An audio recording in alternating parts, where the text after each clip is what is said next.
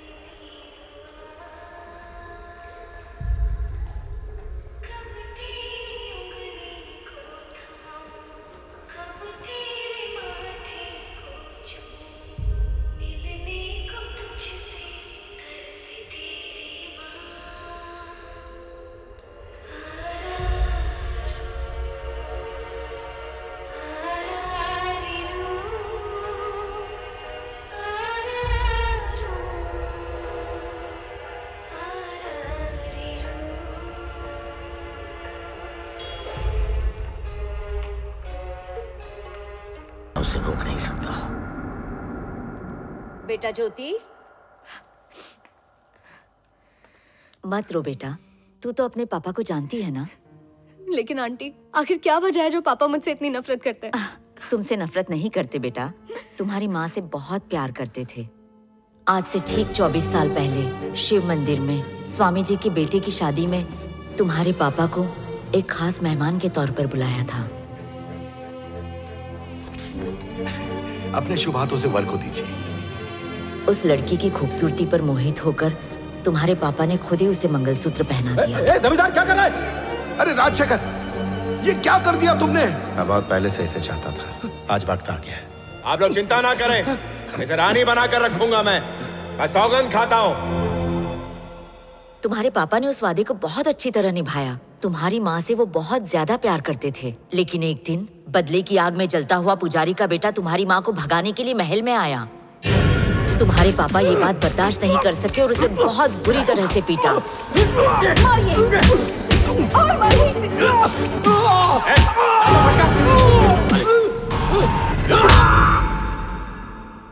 पागलों की तरह प्यार करता था वो तुम्हारी माँ से। तुम्हें जन्म देते वक्त तुम्हारी माँ चल बसी और तुम्हारे पापा को इस बात का बहुत गहरा सदमा लगा। मुझे भी दफना दो इसके साथ। भूलो कि तुम्हारी एक बेटी भी है, उसका ख्याल तुम्हें ही रखना है। नाम मतलब उस मरूज का, जन्म लेते ही मेरी ईश्वरी को खा गई। तुम्हारी माँ से गहरा प्यार तुम्हारे लिए नफरत का सबब बना। एक ना एक दिन तुम्हारे पापा को अकल जरूर आएगी, तुम फिक्र मत करो। हाँ। चुपचाप सो जाओ।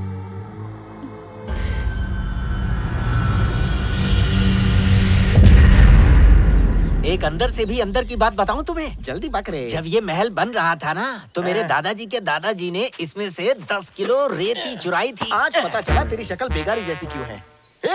चोर के घर में चोरी किसने की? उस्ताद, अरे मैं तो बर्बाद हो गया। तू आबाद था ही कब जो बर्बाद होगा। चल बैग ढूंढ।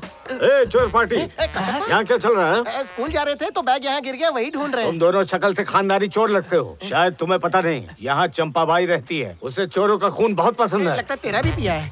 अरे मेरा मजाक करना। मेरे पास सेलो टेप है, बोल तो तेरे टायर मेरे पास काला करने का रंग है।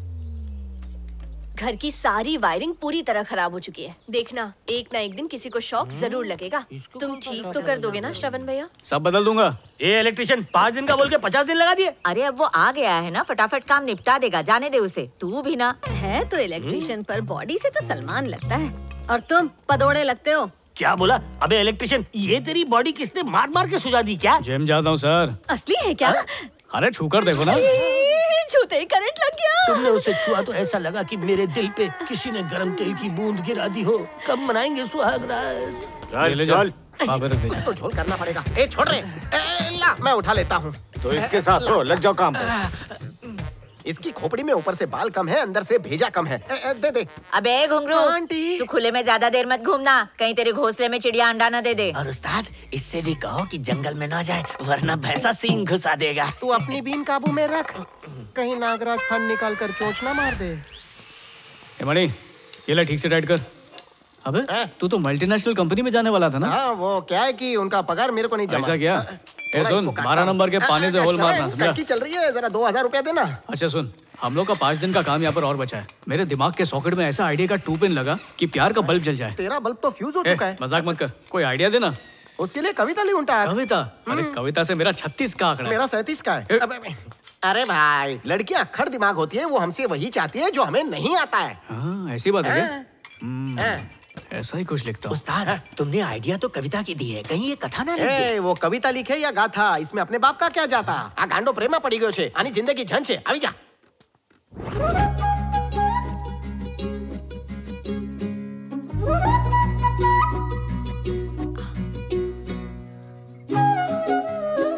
ए श्रवण, क्या कर रहे हो?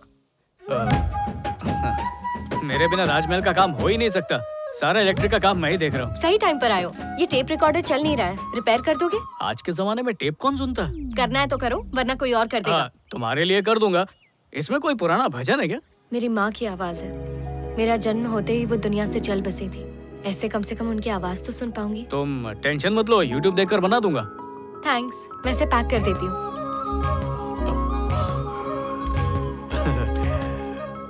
वैसे हमारे स्कूल के दिन याद है तुम्हें? 8th स्टैंडर्ड में तुम्हारे पास मंजू बैठती थी और वो क्लास के चश्मिश रमेश, वो दोनों सेटल हो गए। हाँ, और वो तुम्हारी बेस्ट फ्रेंड उमा, उसकी मेरे बेस्ट फ्रेंड मोहन से शादी हो गई है। नहीं, ऐसा नहीं है। उमा किसी ऑफिस बॉय से शादी करके यूके में सेटल हो गई है, कल ही पता चला। तुम्हारी फ्रेंड की भी लव मैरिज हुई, मेरी फ्रेंड की भी लव मैरिज हुई, तो हमारी कब... वैसे कई बार तुम सपने में आ चुकी हो और मेरी कोई गर्लफ्रेंड तो है नहीं। पैक हो गया, ये लो, रिपेयर कर देना प्लीज। ऐसा लग रहा है गरम तवे पर किसी ने मस्का डाल दिया। क्या कहा? एकदम ब्रांड न्यू बना के ले आऊंगा। आई लव यू कहा क्या?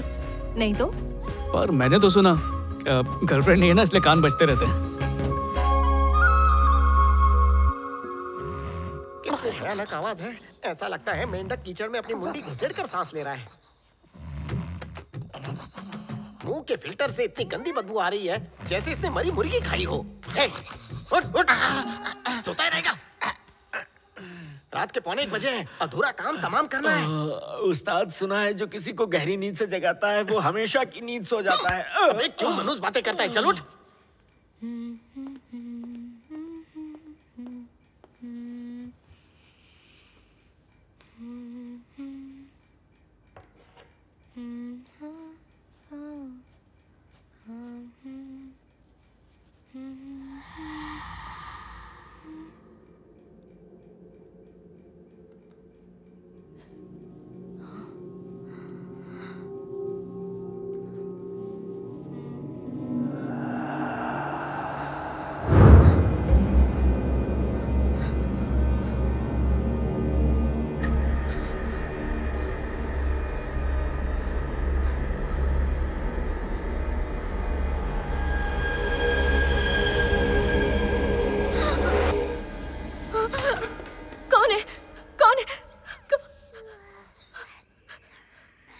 ज्योति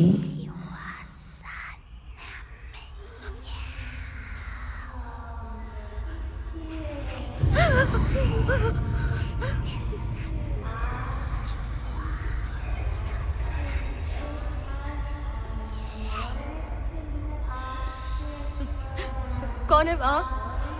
कौन है माँ?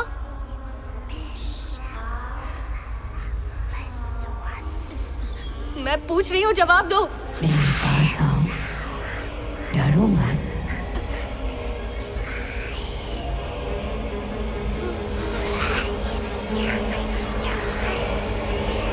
आप वहाँ क्या कर रही है दीदी? ज्योति, जाओ। माँ, जाओ यहाँ से। माँ, क्या? सुनाई नहीं दिया? माँ, ज्योति, पीछे मुड़कर मत देखना। माँ, जाओ। चलो चलो।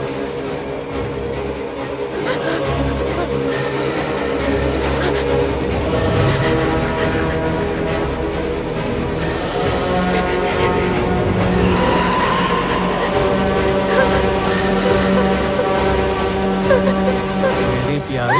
शोन, तुम यहाँ क्या कर रहे हो? टेप रिकॉर्डर ठीक करके लाया हूँ। अब ये बिल्कुल होम थिएटर की तरह बजेगा। चेक करके देख लो। बजाऊं? मैं बाद में चेक कर लूंगी। अरे रुको रुको ज्योति, तुम्हारे लिए मैंने एक कविता लिखी है। 5-6 दिन से लगा था इसमें। मेरे पास तुम्हारी बकवास के लिए टाइम नहीं है।